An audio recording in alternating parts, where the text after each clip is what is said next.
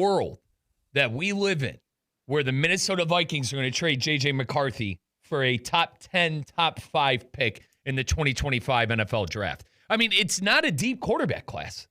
It's not a deep class. I think Shador and who else? Who are you taking? You taking Cam Ward? Oh, Colin, brother, we haven't talked. Hang on. We haven't talked, okay? That Cam Ward stuff was Bush League.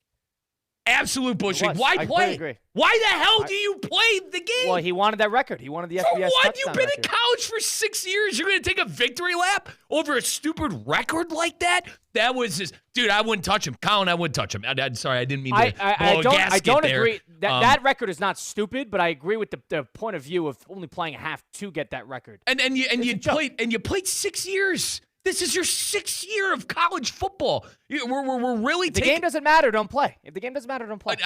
Colin, I would not touch Cam Ward with a 10-foot pole. Back to J.J. McCarthy. With all that said, with Shador and Cam being like the only 2 quarterback prospects out there, if there are other quarterback-hungry teams, they're going to get desperate. Colin, we've learned one thing.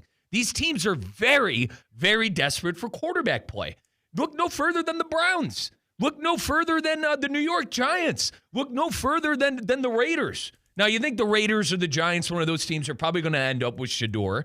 But the team that doesn't, if they don't like Cam Ward, all of a sudden, J.J. McCarthy is a good piece that the Minnesota Vikings can move on from. And I think a lot of this has to do with what the Vikings do in the playoffs. If the Vikings have success with Sam Darnold and win a game in the playoffs and maybe go on a run and maybe darn near, dare I say, a Super Bowl, I don't see how you could keep J.J. McCarthy in Minnesota. So I'm already at that point. I feel like he's putting up MVP-level numbers. Right, and MVP-level impact. And Colin, remember last year was the year of the backup quarterback. This year's like the year of the former first-round picks. It's the resurgence year. It's a good word, buddy. The resurgence year with Baker Mayfield and Sam Darnold. And those guys are playing at a high level. But, yeah, that's my quote-unquote conspiracy theory is not swindling, but that's the wrong word. I apologize. But, nonetheless, getting a team to give you a top 5, top 10 draft pick if you're the Minnesota Vikings, and then you could use that pick to improve your current roster that's already a playoff roster. And, like we said, got to wait and see what they do in the playoffs, but won a playoff game. Yeah, you can speculate all you want about the package they would get, but I completely agree with the sentiment that, hey, if you're not going to get those first 2 quarterbacks off the board, and there's probably 4 or 5 quarterback-needy teams that are going to be picking in that top 10, whether they do give up a pick or, a couple second-rounders, a player here and there, whatever the package is, I definitely think that is something you consider. If the New York Giants are going to kind of fold a little bit on being the outside looking in on those top 2 quarterbacks, there's nobody else in that first round that is worth I guess the effort to go get them. J.J. McCarthy is young. He has control. Now, I don't think that the Vikings are not going to just hand him off because they got Darnold in the mix now. They're going to hold on to him because you never know.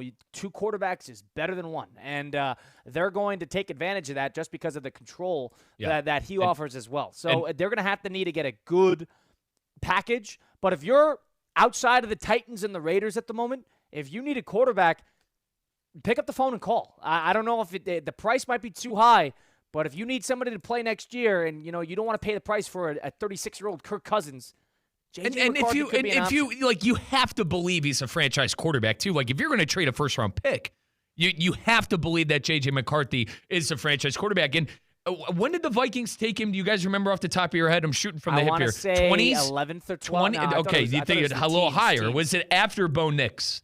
Regardless, Colin, I think... Yes, it was before Bo Nix. Okay, I think this is what's going to happen. I want to say 11th. This is, and it happens every year, right? Someone's going to have a great combine and shoot up the draft. I'm looking at Jalen Milroe.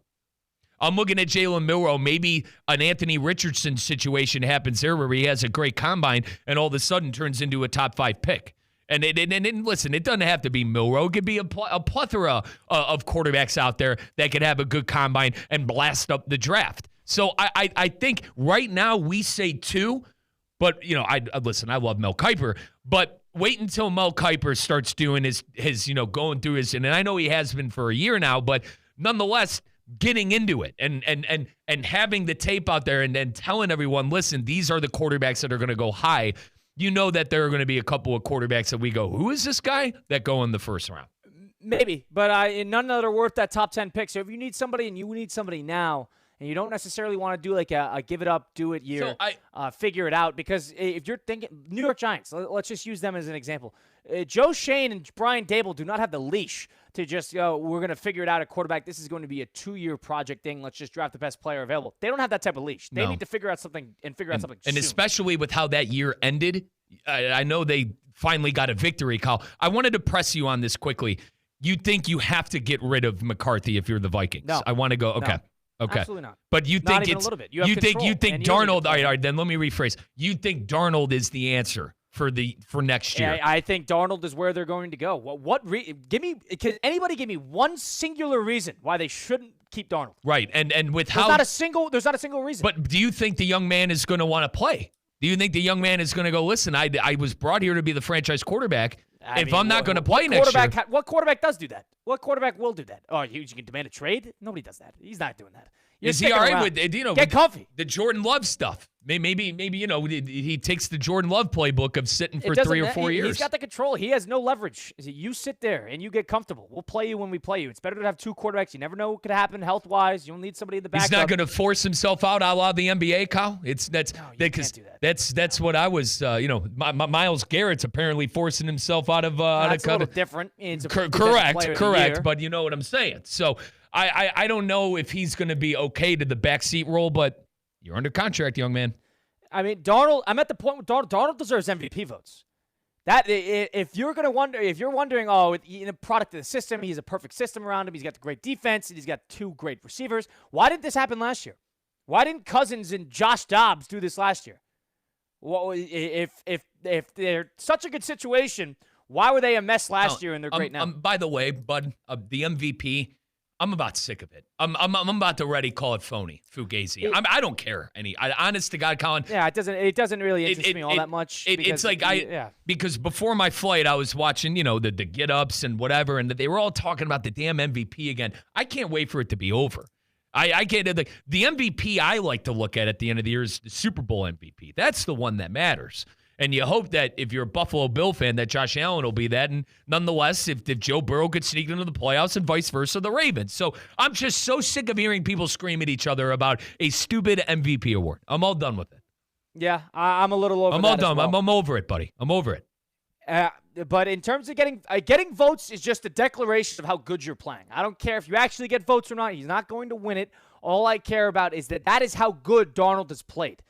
Show me a situation where moving on from something like that, if you want to bring up Aaron Rodgers was 40 years old. Darnold is 25. He's nonetheless the comeback player of the year. He has to be the comeback player of the year. Darnold is in the prime of his athletic life. He's playing the best football of his life.